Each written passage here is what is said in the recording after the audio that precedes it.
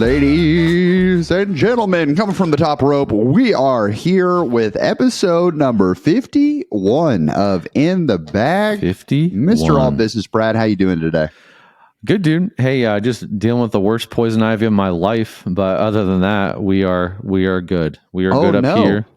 Yeah, you know how it is, that disc golf for life. I need to, what is that company? Is it Xanafel or Xandafel? Zanfel, yeah. Zanfel? Yeah, if anybody that has a hookup with that company is listening, hook me up because I could be their biggest spokesperson. I never got poison ivy as a kid at all, and even in my young adult life, I never got poison ivy. And I came down to Virginia and I got some Lyme's disease, and then now it's like it just destroys my immune system. I get near it and it just explodes on me. So anyone listening, if you got the hookups, let me know. Dude, yeah, no. That's I don't know if Dave Feldberg owns that company or he's just like all bought in on it, but yeah. Well, I will call Dave after this. I didn't know that. So yeah, it's Zanfel and the NADGT tour. Besties for the resties, some might say. I'm about to be their best friend. So, but other than that, everything's going great. We got a ton of stuff. Man, it's like so much stuff coming in and out of the warehouse right now. It's like, but I mean, thanks to all of you that listen. I mean, as fast as it's coming in, it's going out. So we just have this constant revolving door of new cool plastic. So that's what we like to hear. Mm-hmm, absolutely. Well, we want to make sure to highlight and say thank you to our presenting sponsor of In the Bag. I'm repping, you're repping. It's a flippy kind of day. So thank you to Flippy Disc Golf for making incredible apparel that feels comfortable, performs well on the course, and you look stylish while you're doing it. So thank you to Aaron and the team for making some In the Bag merch, which you're wearing right now.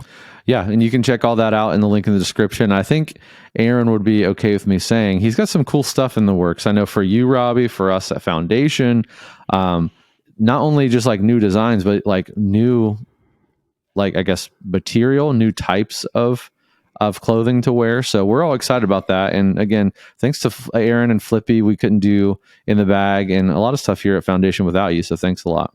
Absolutely. I have gotten to test run some of the new material.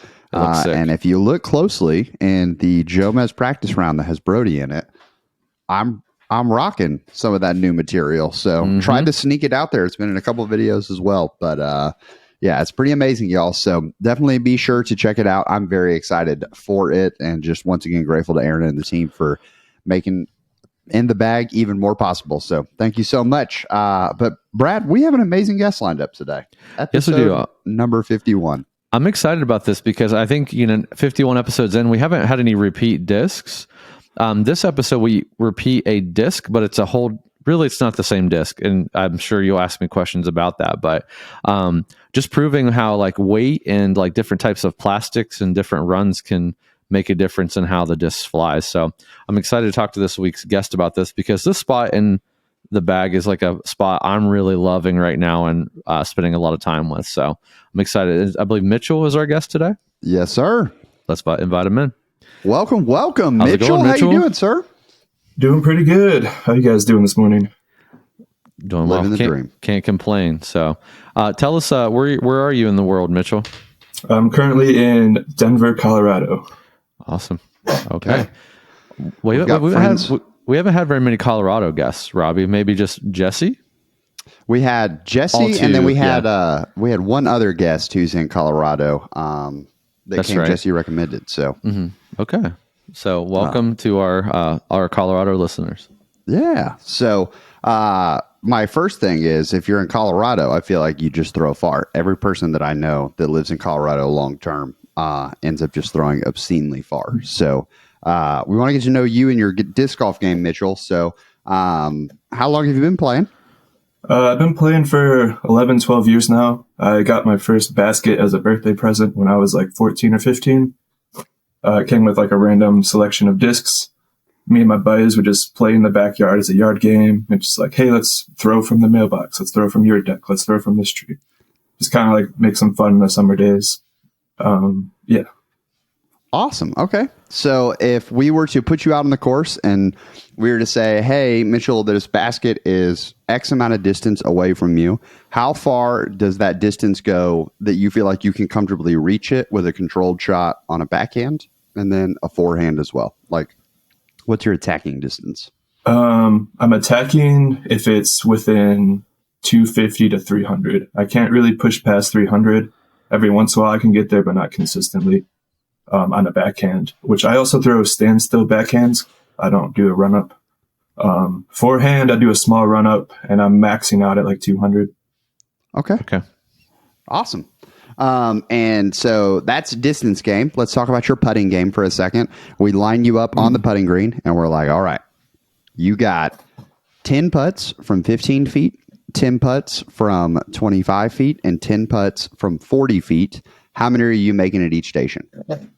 15 feet, I'm probably making 8 of those. Farther back, probably closer to like 3. 40 feet, I'm lucky to make 1 of those. I'm kind of just praying at that point. Okay. Very nice. Very nice. So, working through your game, what would you say is the biggest strength of your game right now? Right now, it's driving. Been working on that the most. Do a lot of field work, trying to get just a consistent first shot, so I'm where I want to be for my second shot. So that's been getting a lot better. That's where I'm the most confident in my game currently, especially with the move. Some things have definitely changed with the elevation and the wind. It's just a lot different than Michigan is. Mm-hmm. So you say maybe accuracy is your strength right now? Yeah, I guess that'd be a little off the tee for sure. Okay. Nice. Awesome.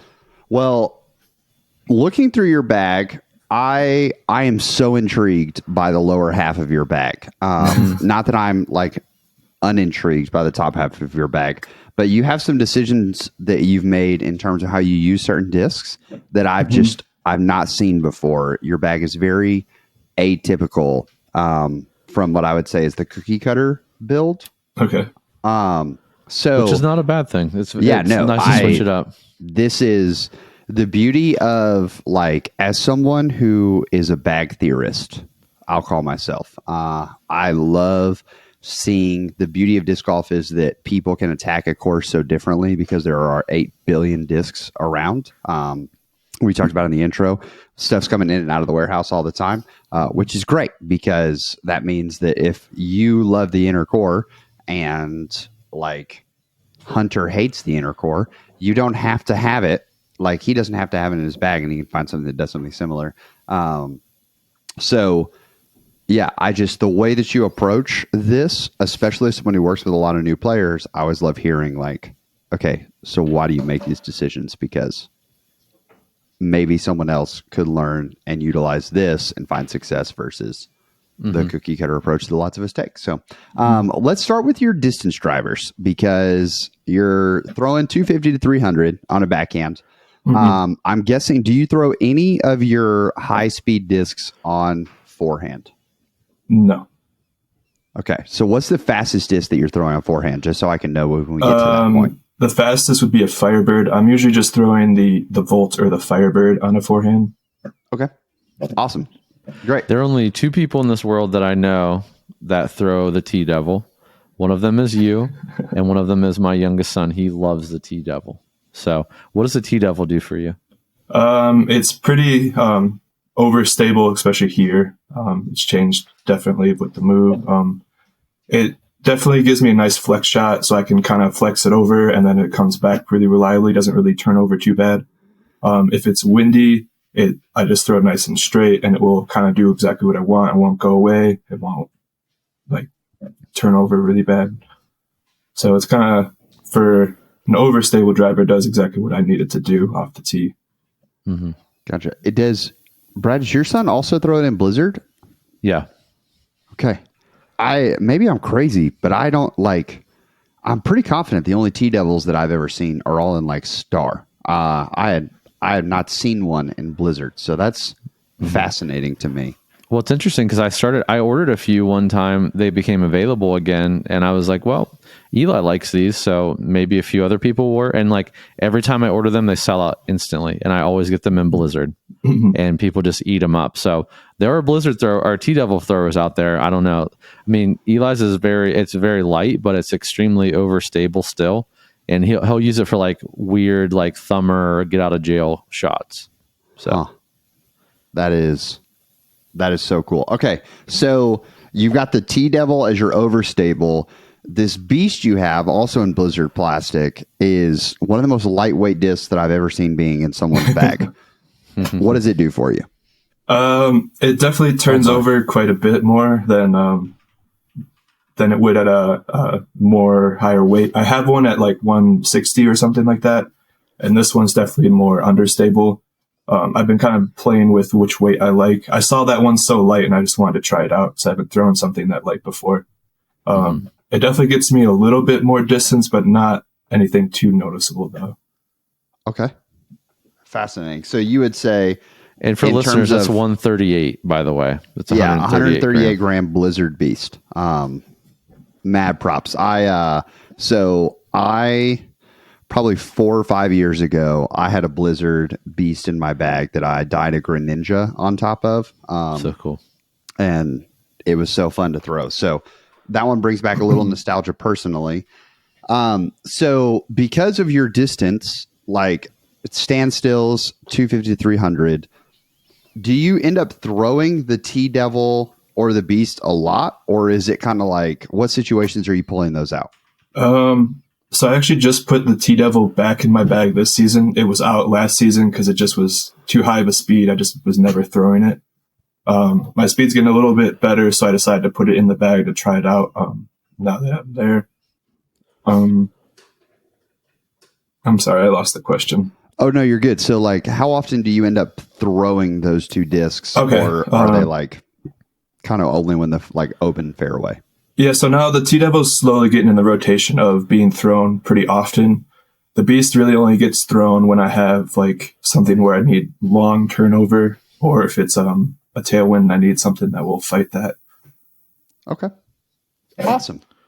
So, moving down to fairway drivers, you said you throw your Firebird on a forehand. Do you also throw it on a backhand? If it's very windy, yeah. Okay. So what situations would you go to, let's say, the Firebird versus the T-Devil? In terms on the of backhand? Yeah.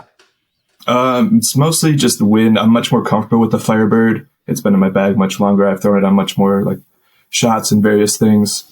It's really just a comfort level at that point, trying to like work in the T-Devil more. So eventually I'd probably lean towards that. But right now I'm leaning towards the Firebird. Okay. Awesome. So then we have the Volt, the Crave, and the Leopard 3. So the Crave is a 161 gram proton. And the other thing that I'm having to remember here at all times is like you're at elevation. So things are going to fly a little more stable.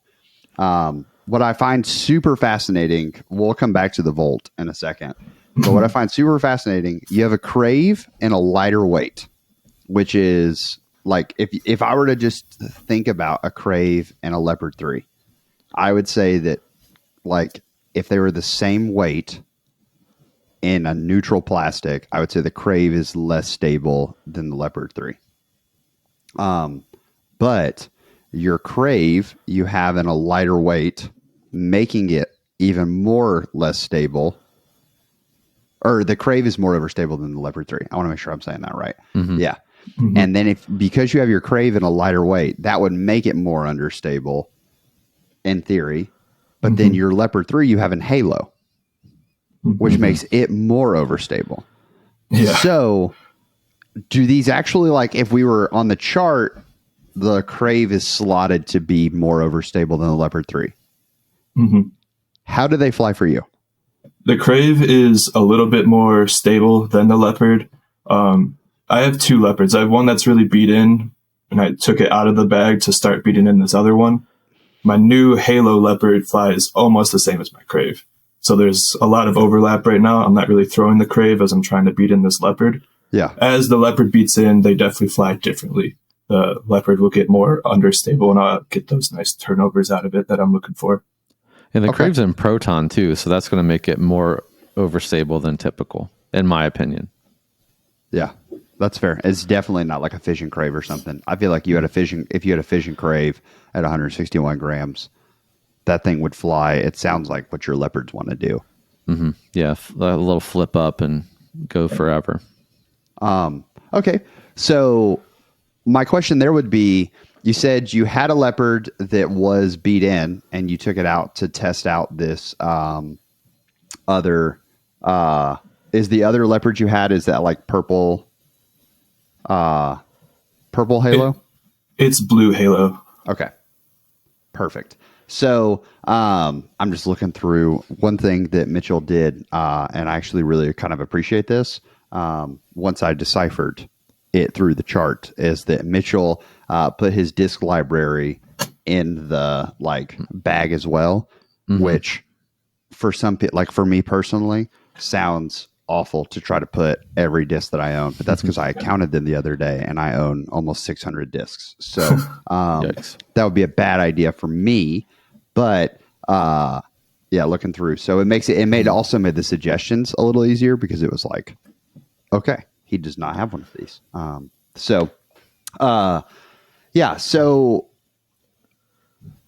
I wonder why, if you're not throwing the Crave as much because you're trying to beat in the one leopard, is there room or a possibility that, hey, let's put the Crave to the side for a little bit since it's already just flying so naturally close to the new Leopard 3, and you just have both Leopard 3s in the bag right now rather than dropping the one Leopard 3? Because what are you doing if you step up to a hole and the shot that the beat-in Leopard 3 is needed right now? I'm throwing the leopard on a little bit of Hyzer to try to match it. Okay, so you're just really making that one leopard try to do some heavy lifting and do all the work. Yeah, I didn't really need the Crave in there because I kind of saw the overlap, but I threw a Crave and I just really liked it. It's one of those things where you just threw it and you're like, I just love everything about this disc. And every once in a while I just step up to a hole and I'm like, that's a Crave. I know exactly just how to throw it and it's just going to fly how I want. So I've tried the mold minimalization thing and it definitely it seems smart. And then I lost one and that ruined my whole rotation out. So, so that kind of turned me off of it a little bit. So I've been trying just to do the single disc thing and getting the shots I want out of each disc.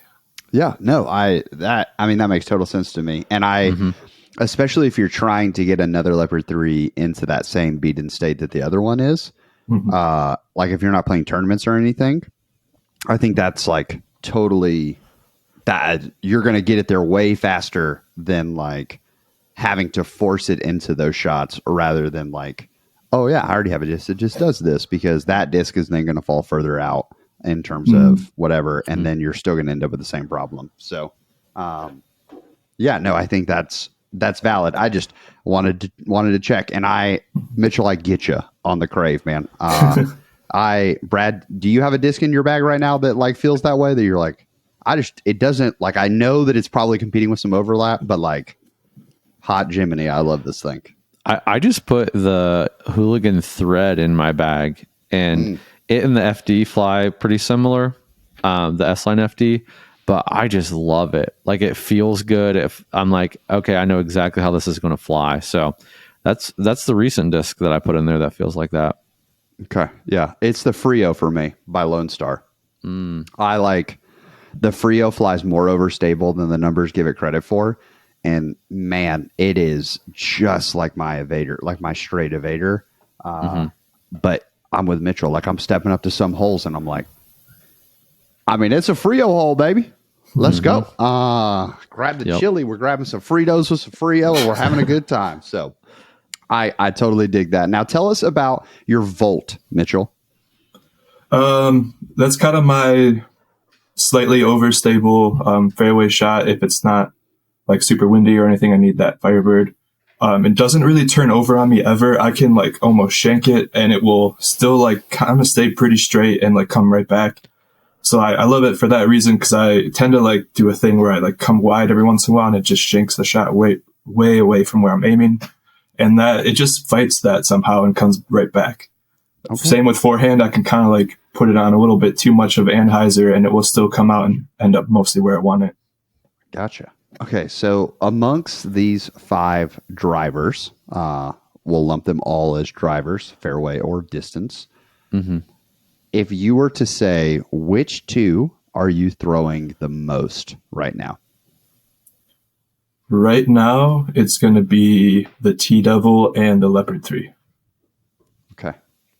Awesome. Okay. I think that's great. I kind of love that. Yeah, it's both extremes and then situationally hovering in the middle. Does that feel close? I guess probably the Beast is flippier than the Leopard 3. Yeah.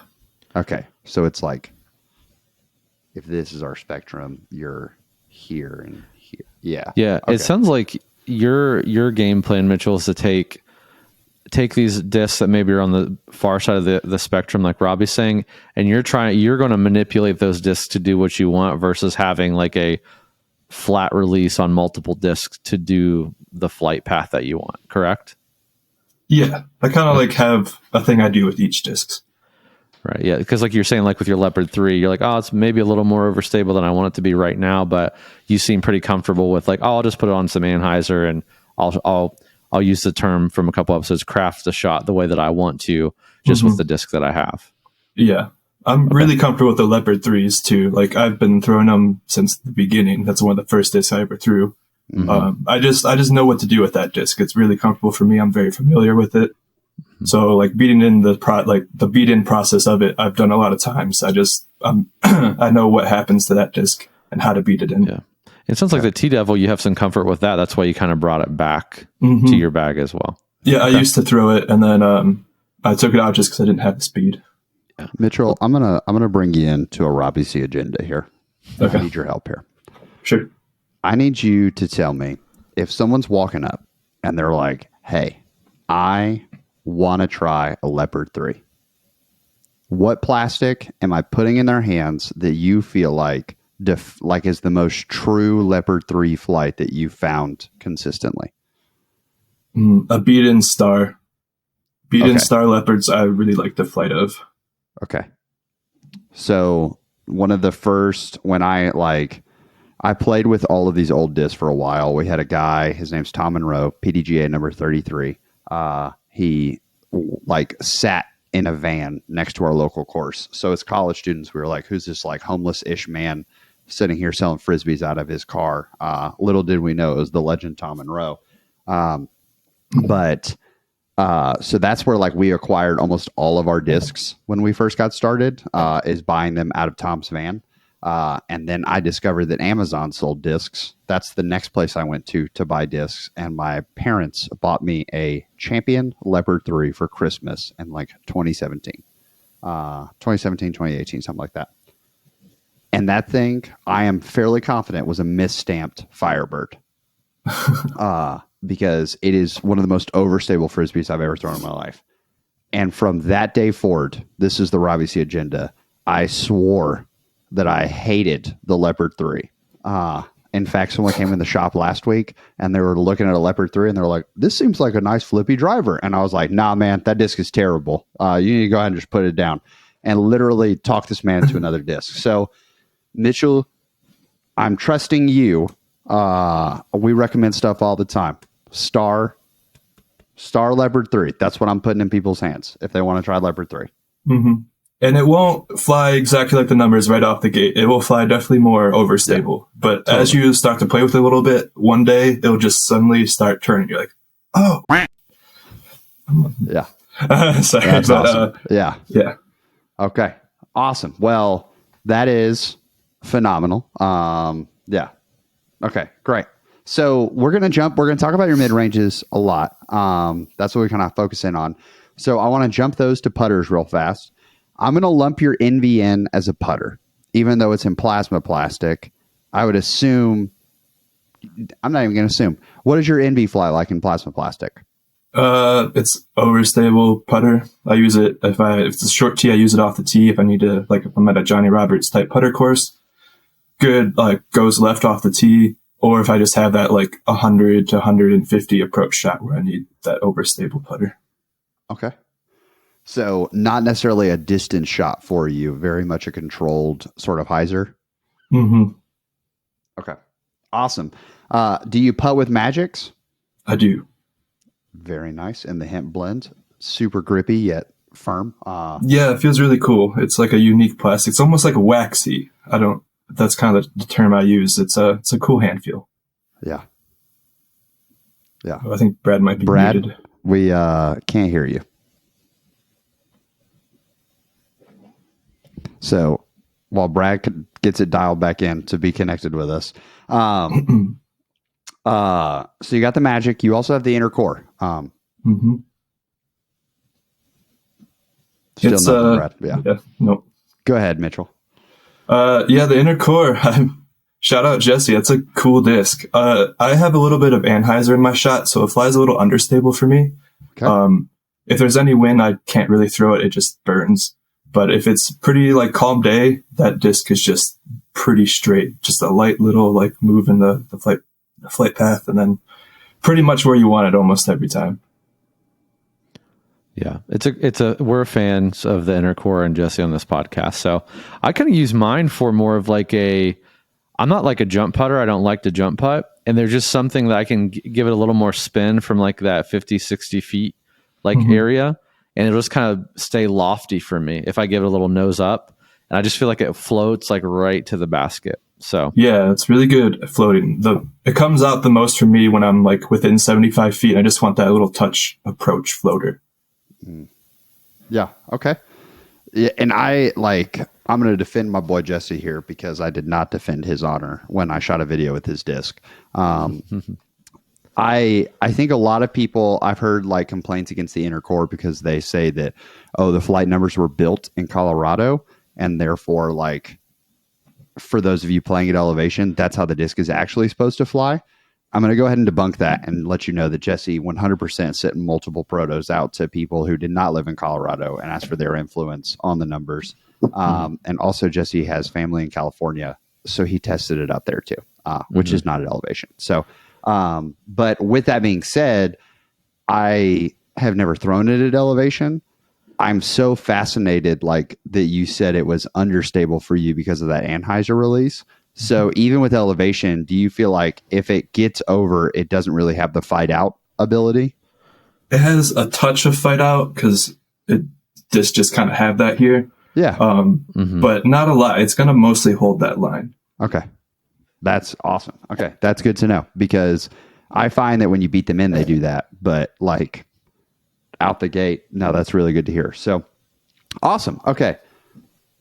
Brad, do you have any questions on putters?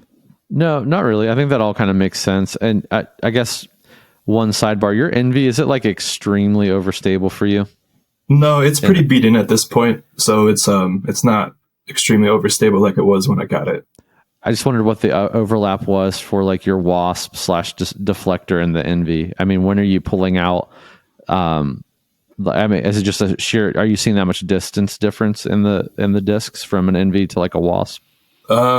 It's about 40 feet difference from an Envy to a wasp. Okay, but they fly pretty similar. And then deflector's probably like just complete beef for you, right? And that's more of utility. That's all utility, yeah. Okay. That's all I just wanted to clarify on that end of the spectrum. If I'm remembering the wing on the deflector, do you get pretty big ground action out of the deflector? Lots of ground action. It skips like crazy. Even if you just try to like give it a little like approacher to the basket, it like skips away. Okay. Yeah. Like yeah, it reminded me of the Anvil, which feels like it's almost like a tilt wing. So okay, so that explains those two, which brings me to two very unique discs in your bag. We'll talk about the Paradox first, but then when you inserted this Mako 3, you have a parentheses next to it that I'm not going to lie to you, Mitchell. This parentheses is what got you this spot on the show because I'm so deeply fascinated. What's the Paradox do for you? The Paradox is crazy understable. It's probably the least used disc in my bag.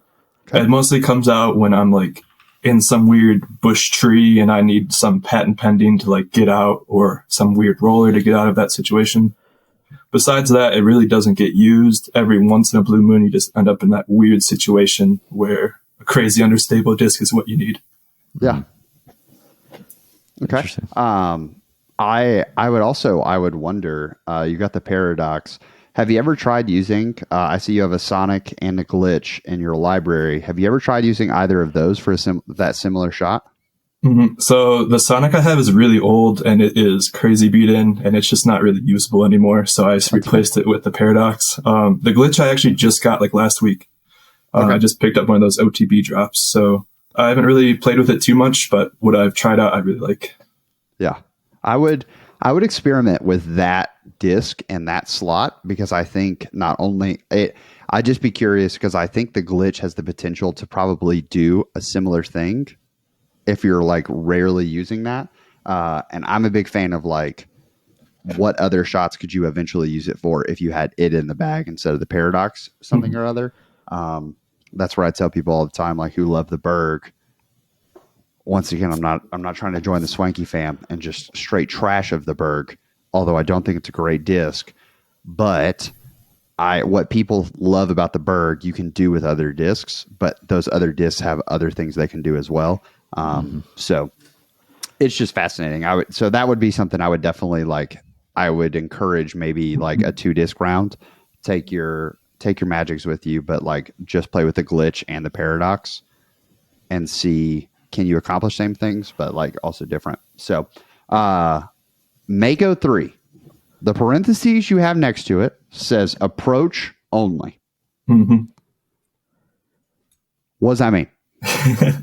So I used to have 3 Makos in the bag. One was really understable beat in. The one that's approach only was my neutral one. And then I had a Halo for overstable. I lost the understable one. The Halo one just wasn't working for me. And the one that's left over is the first Mako I ever had. And it's a little bit lighter. It's in Champion. I can kind of like I don't know. I walk up to a shot. I feel the disc in my hand. I'm like, yep, this is kind of it. I'm throwing it within 150 feet. I'm not throwing it after, like, if it's longer than 150 feet, I would throw a different Mako. This one, it's a little beat in, so it kind of curves a little bit, but it just does exactly what I need it to do in some sort of weird approach shot. Like, I need to get around this tree and this bush. I'm going to throw this Mako, and I can just craft the exact shot I want. It's really versatile in my game. I don't know why it's a Mako, but it's a Mako. Okay. But it's just on those like shorter distances. Mm-hmm. I don't tee off with it. It's only on approaching. When I got the inner core, I thought the inner core would kick it out of the bag, but it hasn't. I just use it a little differently. And your Envy doesn't? Your Envy, you don't choose your Envy for that shot either? If I need something a little more overstable, yeah, but I'll tend to lean on the Mako. That is, oh man. Okay, so is it? Because I definitely want to get to Brad's portion in the interview, because I think that we actually nailed the disc slot of what we were going for, especially like with this limited use of the Mako. Mm-hmm. But I just got 2 more questions. Is that okay, Brad? Can I ask 2 more about this Mako? You could even ask 3 if you want. Nope, I'm just going to keep it to 2, all right, unless he answers something really, really profound, which is very possible. So, okay. So with it being a faster approach disc, a lot of people struggle with approach disc because they're often not putting enough spin on the disc in order to get it to fly correctly. Like, that's one of the reasons why 1-speeds work really well for approach discs, is because you can get them up to speed like by blowing on the back of the disc and it's probably spinning enough. So do you find that with the Mako being a 5-speed, do you end up throwing it a little soft sometimes if you need like more fade out of it, or like, do you play around with that aspect at all? Does that make sense? Yeah, I definitely like throw it at different speeds. If I need that fade, I'll throw it a little softer and a little bit more Hyzer, and it will just kind of like softly curve over on that Hyzer instead of like go and fall right out. Okay. Fascinating. Oh, okay. And then question number 2.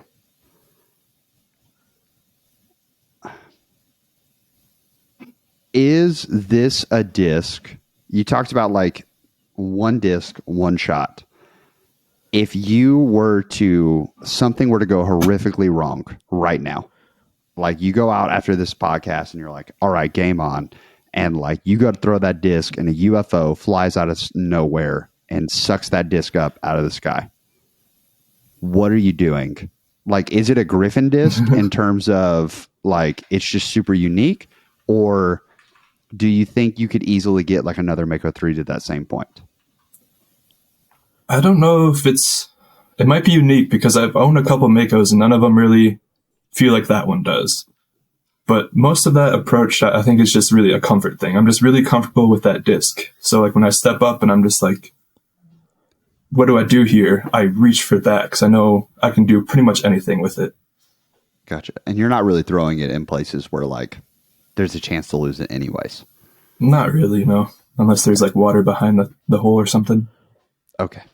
Fascinating. Brad, do you have any questions about this Mako 3 or am I just like geeking out right now? No, I'm confused, I think, but not in a bad way, Mitchell. It seems like a very interesting disc to get hooked on, you know, especially from someone who I threw the Mako 3 in an episode and I just really didn't like it at all. So I don't know. It just seems like I can see like an Envy. You're like, because I'm like that. I'm guilty of that. Like my Eclipse Envy, I probably throw it on shots I probably shouldn't, but I'm just very comfortable with it. And I know what it's going to do. So I get that aspect, but Mako 3 seems like an interesting disc to do. Was Mako 3 like one of in your earlier days of playing, was that one of the first discs you had or something? Not way back in the day when I like restarted a couple of years ago. It was one of the first discs I bought then. But yeah, it's not like one of those really old, like the Leopard is for me. It's newer to the bag. Okay. It's just like, I wonder if it's, do we have a toxic relationship here where you think it's good for you and it's maybe not? Or do you really, okay. I'm going to ask more questions now too, because I'm fascinated. In a round, let's just say your typical course you're going to for your like normal everyday round, how many times a round are you throwing that Mako 3? Probably 4 to 5 times. Okay, so we're not super leaning on it then, right? No. You're not like every hole I'm throwing this disc. No. Okay, no. All right. I see. I have no more questions. The tricky part about that question to me, though, Brad, is that like you've played with me and you know that I throw my polecats and my pigs. Like Precious Child doesn't really come out very often. Right. But like pivotal part of my game. And I'm just wondering, is this Mako 3 like Precious Child-esque? Yeah. But maybe. Mitchell, I'm going to be 100% honest with you. Next week, I will be shooting a video trying to approach with a Mako 3. No. That is so fascinating to me. Because it like my brother talking about crafting shots, the craftability of a 5-speed might revolutionize my coaching. That's so crazy. Okay. Yeah. All right. So I don't know. Give it a shot. You might like it. Yeah. Is it going to be Mako May? Mako May? Mako May. I mean, that's when the video will probably drop, is in May. So that makes a ton of sense. Man. Wow. Comments. Let us know if you go out and try this as well, because like comment, hey, I'm going to try this, and then come reply to your own comment. That way I know, like when I see replies and all that, that's what we're talking about. Okay. So Brad, we had you go out to the field because if we think about the paradox being this like rarely used disc in your bag, using the Mako for approaches only, there is a Grand Canyon shaped chasm between the inner core up to the Leopard 3. So we wanted to look at a disc, especially Brad didn't know this, but I knew you were at elevation. So because things are going to be a little more stable. Now, what's going to be curious is you said you have a little bit of a natural and Hyzer release, which Brad may be the perfect person to be testing discs for you because back in the day, he could relate to this. Brad, what 2 discs did we have you go try? All right. So I have the Neo Origin here, 5, -1, 1. And then this is a comment section. If you know how to say this the correct intended way, please let us know. For the working title in this episode, we're going to call it the Svea from Castoplast. So that's a 5-6-1-0. So the interesting thing about both of these, and Robbie and I talked about this when he had me picking them out yesterday, is the Origin is in 169 grams and the Svea is 178. So notice the flight number is a little different. So intended flight is maybe a little different, but using the weight of the disc, we've actually kind of compensated them to be very similar in theory, at least. Gotcha. Yeah. So you went out and tested them. Was our theory correct? Is this like an episode that we found discs that are actually similar? Because I know a lot of times we whiff and we're like, well, these are actually just two different discs. Yeah, I think with the weight compensation, it made them very, very similar. The real difference for me, and I think because I threw the Origin quite a few episodes ago, it was a Night Prowl, 3 or 2, whatever, 2. Yeah. So to be fair, not really an Origin, doesn't fly like this one. But I definitely could tell, positive note, that my release is getting more and more flat, which I'm very grateful for. Thank you, Robbie.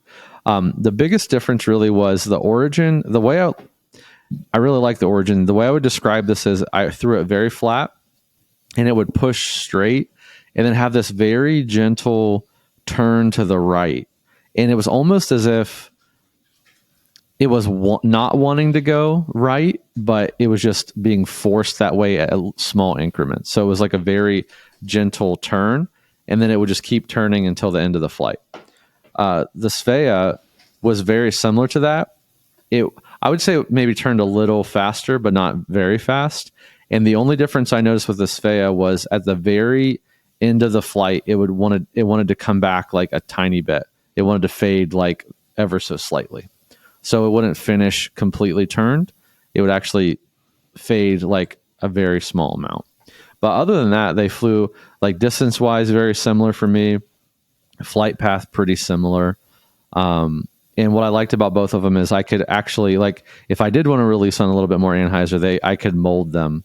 And if I wanted to release them on a little hyzer, they would actually flip up and turn a little bit. So they're very like moldable disc, which is great with what we're just talking about.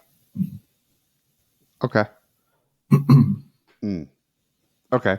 So thinking about that natural anhyzer release that could exist, talking about his inner core, when he gets over on it just stays in it. Taking that problem and translating it to these discs, do you see that being a problem with either of these? I think that both of these discs will handle a little anhyzer release. Now, if you release it like completely on anhyzer, you're going to have a problem probably, but with a little natural annie, I think especially, and then this is no like downgrade to you, Mitchell, this is just fact with you throwing the distance that you're throwing. I don't think that it's not like you're going to chop over on this thing with 400 feet of power and just roll it. I think that you will be able to, even with a little natural anhyzer, will be able to still see the turn out of this, especially if we're thinking about elevation too. So I'm trying to think about natural anhyzer release, but also the elevation to make it a little bit more overstable naturally. I think maybe those will cancel each other out, Robbie, for us. Yeah, that's definitely fair. I think that will make it, it's funny. It's like the anhyzer release, but the elevation cancels it with this disc. So you're going to get probably its natural flight here at like close to sea level. Yeah, sure. Yeah. Okay. Now you, Brad, you currently do not bag a paradox, but you do bag an uplink. Correct. And what would be, I'm assuming, like a similar spot in terms of like, you're probably using your uplink more than, it sounds like Mitchell is using his paradox, but you're no longer like mashing it off the tee, stuff like that. Yeah. So looking at these, which of these do you feel like would have a better chance of making your bag? And do you think that translates to Mitchell as well? Yeah, that's exactly what I was thinking about. The Origin would have the better chance. One of its hand feel for me, like the Svea, I don't know if you can, I mean, those of you who are watching on video, like the Svea, like as far as diameter is a little bigger. It feels more meteor-esque to me. And I never really liked the hand feel of a meteor. It just felt a little too like awkward in my hand. The Origin's more like streamlined. It feels more like an uplink or a hex, which is what I like that profile in that wing. So for hand feel alone, Origin for sure. Also, if I was putting this in my bag today, it would fit perfectly between my hex, and then it would be hex, Origin, uplink, like kind of in that stability range. Because the uplink, I can release on some pretty severe Hyzer and it'll flip up and even still turn for me, which there's 100% a place for that, especially if I'm playing with elevation up and down hills and things like that. But the Origin is like that nice, like kind of just slightly pushing turn that I don't quite have in my bag. I'm trying to fill that with a lightweight hex. So I have a heavier hex that's more neutral, and then a lighter hex that actually has a little turn, like slight turn to it. So the Origin kind of just naturally has that off the shelf, which I kind of like. So today I would put the Origin in my bag and it'd fit perfectly between my hex and my uplink. Okay. And I mean, for you, and I think that's where you're struggling with the Paradox. It's such, and I mean, truthfully, my uplink, I probably use it more than I maybe should, but it is not so overstable. I tried the Paradox and it was just not, I just didn't have a use for it. It's so much more understable than the uplink. It just didn't have a spot for me. I think it's probably where you're struggling. And I think the Origin will kind of give you that, it's unstable. You can actually get it to turn slightly if you want to, but you don't have to worry about it rolling over. And Mitchell, correct me if I'm wrong, the Paradox, you're probably just worried about it rolling over all the time on you. Mm-hmm. Yeah. Yeah. And then I think though, the comfort you have of the Mako 3 being able to kind of like craft a line, and, I think you could probably find that with the Origin too, but this is the warning we always give everybody, right? Is that Mako 3, if something happens one day, maybe you smash a rock, you got a big chunk out of it, or it skips into that pond behind the hole or whatever. Yeah. I mean, you can be heartbroken, but and you can still use it, but maybe try the Origin, play a practice round where you're throwing whenever you throw your Mako 3, grab an Origin out and throw it too, and just see if you can kind of get it to do the same thing. But to Robbie's point earlier, you're not just using it for that approach only shot. You're also going to be able to hit this off the tee and feel comfortable doing that. Whereas your Mako 3, you don't feel comfortable doing that right now. Yeah. And I think that the beautiful part about the Origin, like the two perks being one, I bag an Origin personally. And from how you described the accursed Leopard 3, how you described the Leopard 3, like one day you were throwing this star plastic and it just suddenly started turning and you were like, whoa, that is 100%. Like I had a base plastic Origin in my bag, and then I had a Neo Origin in my bag. And I one day step up to this double Mando hole we have. It's like 280 feet, and it is just like a 70% power Origin shot for me. And so I went to throw this Origin, and it just stood up and then moved past the right Mando. And I was like, what? So then my base plastic one came out. The Neo moved into that slot. And then the Midnight Prow 2 that Brad was talking about, he threw the first time, slid into my overstable slot. So boom, it kind of settled. So I think that even off the shelf, it already is going to have some understability. It could get there. And if you find that to be too much, that's the beautiful part. Like Brad mentioned, strength number 2, you can just get like a heavier weight one and adjust there. Whereas if the Svea is already having this turn and everything, you're not really going to be able to like adjust it. And for some people, that's going to be perfect. But like, because we see the chasm in the bag, I feel a lot more comfortable with what Brad's suggesting of like, let's get you something that has movement capability instead of just one shot. Yeah, I think it's going to fill a pretty wide, I guess, spectrum there in that mid-range category for you. And like I said, I just encourage you, like when you're pulling out the Mako 3, throw the Origin on the same line and see what it does for you. I think they're going to be very similar based on what you're describing. Yeah. Well, Mitchell, if we get this Origin in the mail to you, man, would you be willing to come back on the show and let us know how it flies? Oh, yeah, most definitely. Awesome. Well, dude, we really appreciate you coming on, and thank you for opening my eyes to possibly something, like I said, that could have a profound impact on, because approaching is like has always been my biggest strength, and I think it will always be my biggest strength. And so just the opportunity to help people find that sacred treasure of no longer having to putt because you just park it every time. Yep. That could this could be huge. So I appreciate you, man. And we'll look forward to having you on a future episode. Looking forward to it. Thanks, Mitchell. Guys, I'm telling you, I'm stoked for this video. Like, I'm just thinking to myself, I'm like, okay, I think I have a champ Mako 3 downstairs. I think I have a star Mako 3 downstairs. I know I have beat in Origins ready to go, so I can go ahead and beat Mitchell to the punch and try to be testing that out. Yeah, I mean, after throwing these and after this episode, I'm like, maybe the Origins, the Neo Origin is the disc I've been missing that I'm always trying to find. You know, I'm always trying to find that disc that if I release it flat, it will just naturally, and I don't have to kill it either to get it to turn. Like, but I can still put some power on it without having to worry about it completely turning over. And it was crazy yesterday. It was like the Origin was like bouncing on this wall. It kept turning, but it wasn't going to push super hard. And I'm like, maybe this is an anomaly. Maybe this is just the disc I've been looking for. So who knows? Yeah. And the Origin's flight number is 55-11. I think they're just so incredibly wrong. I think it is more unstable than that for sure. And when I was on my live stream yesterday playing some video games, someone asked me a question. They were like, Robbie, if you could design your own disc in any plastic, what would the flight numbers be and what would the name of it be?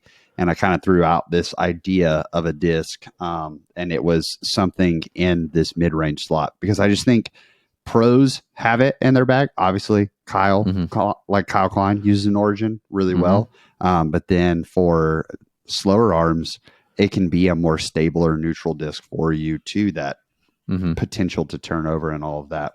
Right.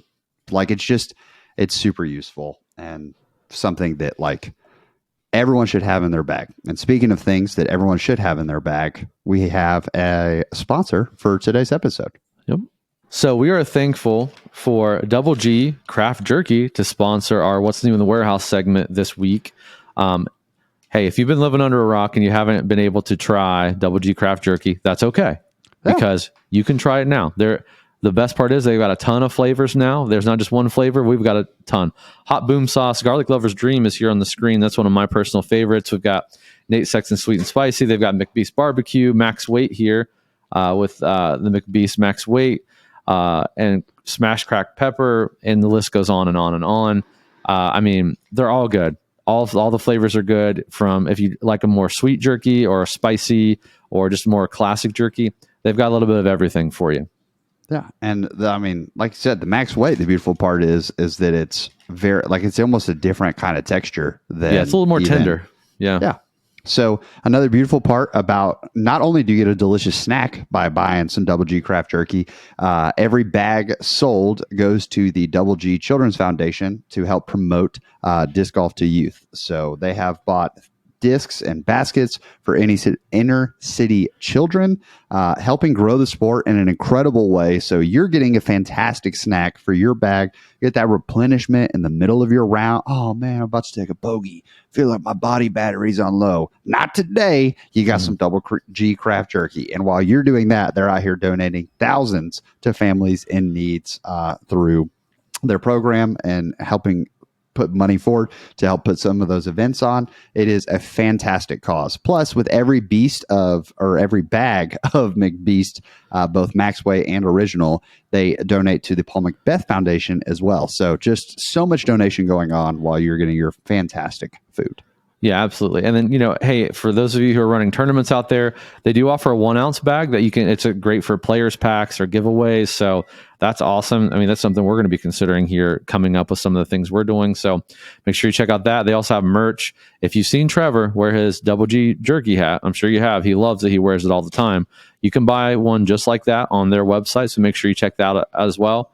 And hey, we all love subscriptions. Thanks to all those of you that subscribe to the foundation monthly box. But guess what? Double G has a subscription. They can do 3, 6, or 12-month options. So that's a great way to try all the flavors. I mean, you're going to need about 12 months to try all the flavors. So make sure you check that out as well. That is the truth. And now, like, it'd be one thing, right? If we're like, hey, Brad, we're telling them, you need to check out all this jerky and you need to go buy it. and like, you know what, full price, just do it because it's worth it, because it's not that here. good. Not here. We are saying that you can get 10% off thanks to the amazing team at Double G Craft Jerky. You get 10% off with code FOUNDATION at purchase. So make sure that you're using that code. Not only does that 10% help save you some dollar bills, y'all, helps us keep doing what we're doing and lets them know that, hey, the Foundation Nation, we care. Not only do we care about quality snacks, but we care about quality support. So guys, make sure you're using code Foundation for 10% off, and like, you're going to be getting a lot of jerky. You're going to feel stronger than ever, and you're going to be like, hey, I got to go get some new discs. So thank you to Double G for supporting our What's New in the Warehouse segment. So that brings us to the question, Brad. What's new in the warehouse? All right. So the warehouse is, like I said at the beginning of the episode, is full of all kinds of stuff right now. The biggest thing you all need to know for Friday, April the 21st at 5 p.m. is we have our Discraft Tour Series, 2023 Tour Series. The swirls are crazy. The bottom stamps are sick. Discraft really knocked out of the park with this one. So those will drop at 5 p.m. on our site. And following that, I believe it's at 7 p.m. It's either 7 p.m. or 8 p.m. Eastern time. You'll see it on all of our socials. But Ledgestone Wave 2 drops as well. So Discraft on Discraft. And guess what? How about triple the Discraft? Our 2022 series, Tour Series discs that we still have in stock are going to be on crazy sale. So pick up some new Tour Series, pick up some Ledgestone, and let's just pick up some 2022 Tour Series as well. Fill that bag with some Discraft, or, you know, get some throwers, get some practice discs for you. It's going to be too crazy not to check out. So make sure you look at those. I wish I could tell you that we had glitches in stock, but we put them up yesterday and they sold out yesterday again. Wow. So yeah, that's kind of crazy. I guess speaking of Discmania, we talked about the Origin in this episode. We had Origins go live. We had Cloudbreaker stamped Vapor links go up. So if you're a link, if you like the link putter or you throw the link, these are cool. Hunter, mentioned, I didn't even think about this, but this is like maybe a throwback to how all the pros used to throw like misstamped discs, right? So like I don't know, a rock stamped Firebird or whatever, I think it's like maybe a callback to that. They look beautiful. The swirl's crazy on them. So those are going live. We've got some Glow Enigma, if you're an Enigma thrower, for the Discmania Open. It's a fundraiser for that. We also have, your P2s, your P1s, that sort of restock. Have some more Paradigms in, and the MD1 is dropping on our site tonight as well. So make sure you check those out. I'm very intrigued by the MD1, to be honest with you. Yeah. I wanted to love the MD3, and I threw the Iron Samurai, and I almost loved it. So I wonder if like the straight MD1 and just their C line is, I don't know. I'm getting carried away on the mid ranges, I think. So I'm trying to slow myself down a little bit. So yeah, make sure you check out all of those. There's also a trilogy drop. The Honor drops as well. It dropped on Thursday. But I'm sure we have plenty of those to go around. So make sure you check out those. We restocked all of our Glory. There's Rebecca Cox Tour Glories. There's Linus Carlson Grand Royal Saviors that drop as well. So make sure you look out for those. So like I said, we got a ton of stuff. That's only the stuff I can mention. We've got other stuff I can't even talk about yet that you'll learn a little bit more about next Friday. But make sure you check all that stuff out in the warehouse, foundationdisc.com. Remember, if you're supporting Foundation Discs, you're supporting us. And by buying some good discs and keeping them in your bag, we're able to help you keep other discs in your bag. So thank you all for the support, and we will see you all next week. Episode 52. 52.